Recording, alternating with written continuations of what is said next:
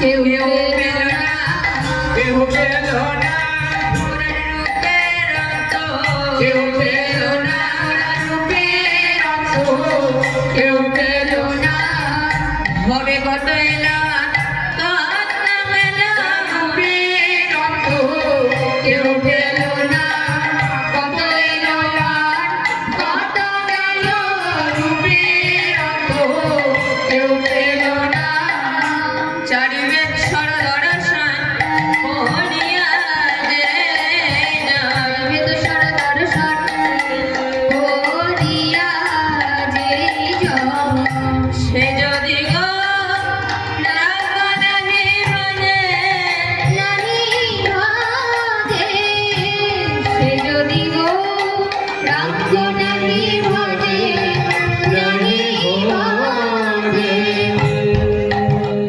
ভক্তমণ্ডলী ভক্তিমুখী মায়েরা,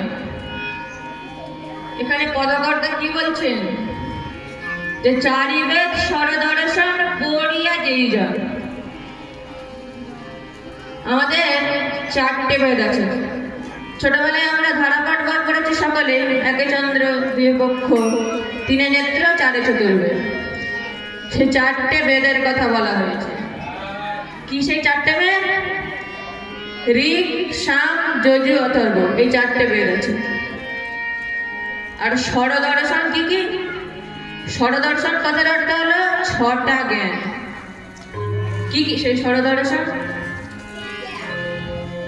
সেই সরদর্শন হলো বৈশেষিক দর্শন, যোগ দর্শন, ন্যায় দর্শন, পূর্ব মীমাংসা আর উত্তর মীমাংসা। এই ছটা মত দর্শন আছে। তাই পদকর্তা কি বলছেন? চারিবেদ সরদর্শন পড়িয়া যেই যায়। অর্থাৎ যে চারটে বেদও পড়েছে, ছটা দর্শনও পড়েছে, সে যদি গো